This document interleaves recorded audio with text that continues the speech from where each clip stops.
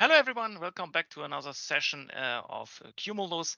Today I would like to introduce you to the QMULUS Expression Builder, which is using the QMULUS expression language. What is it meant for? The idea behind is that you can create your own variables, your own signals, your own time series, your own KPI to your needs out of all the information which is already available in QMULUS. Today, I would like to start with some simple examples, and maybe we have another session later on where I can introduce you to some more complicated stuff. So I prepared something here which is straightforward. So we have 4 thermocouples and 1 furnace, for example, and you would like to have maybe the average value of all of these time series. What you can do then, and I prepared it before, is create something which is called the mean. And this would be exactly the average of all the different thermocouples. So if I remove them now, for example, you will see that directly. So we have seen here that we have mean thermocouple. We remove the rest, and now you have exactly the average out of these. How does such a formula look like? If I now go back to my mean thermocouple, I can see the formula behind it. And the formula is straightforward. Yeah, so we're taking the mean out of all the other signals we are using. In this case, the 4 thermocouples. Easy as this. Next example that I prepared was something about ammonia flow. Here we see the raw signal of ammonia flow, and underneath we see in a dotted line the mean windowed flow. So I decided so that I would like to see the mean of ammonia flow over the last 5 minutes. And if I zoom in now, you can directly see what happens.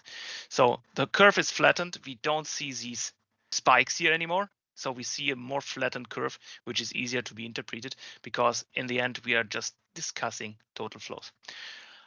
This was a second really easy example. Next thing is I would like to provide expression language. So next thing I would like to do is to show you the user manual of QMULUS, especially the part about the QMULUS expression language and how it works. In general, we are making good use of common semantic behavior of coding languages. So this is fully based on Python, for example. So if you're familiar with Python, you will find yourself easily with QMULUS expression language. But it's really easy to use. Yeah, we have a whole bunch of functions. For example, what do we have here? Let's see, constants, right? Logical operators. We have arithmetic functions, numerical functions, statistical functions, windowed statistical functions, trigonometrical functions. Let me briefly show how to use them then in action. Let's go back maybe to this easy symbol of the window, the windowed mean. Now I click on this gearbox next to this created signal. You will always find that marked with a lambda. You click on this gearbox and you see the expression builder. Now we see the outcome of the expression which is put below this charting area. And if you would like to change it, we just can simply type it, or we ask our wizard here to implement certain other things. For example, if I would like to remove the signal we are working on, I simply click on flow and select the right one. Maybe it's not ammonia here, maybe it's this ammonia here or whatever. I could just simply click here and the expression at the very bottom is filled accordingly. So now I have changed the signal and that it's easy as it is. The same goes on with the functions. Let me briefly slide up and select a new function. Now we have the mean windowed. Or maybe it could be of interest to use something like the gradient. Yeah, so I just type gradient. And I would also like to go with a window. I click here and it would be integrated. So you see here, so we have a gradient windowed. We just have to remove this placeholder here and we are good. So now we see that the gradient calculated over a window of 5 minutes. That's it, easy to be used. You can also add a name, a description, units, everything you like.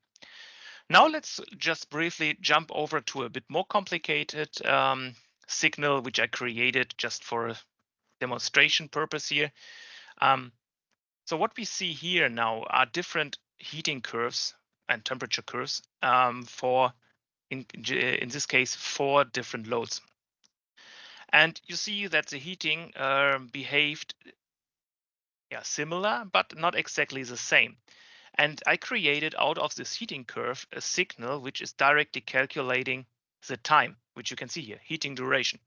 And you see that the heating duration for these four loads is highly different. Yeah, so we have something from 2.9 hours to 3.6 hours, or 3.7 hours, despite the fact that we are using the same recipe and similar loads. Yeah, so that is one purpose. Or one way to create a new KPI, which you can then reuse to do statistics on. So checking, for example, if your heating circuit is running correctly and if you have something which could be called an anomaly. Let's also have briefly a look into how this signal looks like, because it's way more complicated to select the right asset. So we were talking about something which happened on S2, a carburizing furnace, into the production logs. Here we find the desired signal under duration, so heating duration as I named it. From here, you can jump directly to the expression builder again via the gearbox or the gear icon. And you see the outcome of the calculation in the charting area. In this case, it's a constant. And if you would like to investigate the formula, it's written in this expression here. It's way more complicated than everything what we have seen before. So, but we are reusing certain things which we have already seen. For example, the gradient window of a certain signal. Then we cut it and just count the seconds to receive in the end the maximum or the heating duration. So just to give you an example of that it can be really complicated, is you can use the expression builder to create formulas for whatever you need. I think it's almost without any limitations. And you could also go ahead and reuse, for example, the heating duration in a new formula. So thank you very much for joining today's session about the QMULUS Expression Builder and the QMULUS Expression Language. I hope it was informative for you, and you have seen that within QMULUS, you can make good use of all the information and all the data you have. You can enrich it to your needs. You can create further KPIs, further time series for whatever interpretation analytics you would like to do. Thank you very much and have fun playing with it.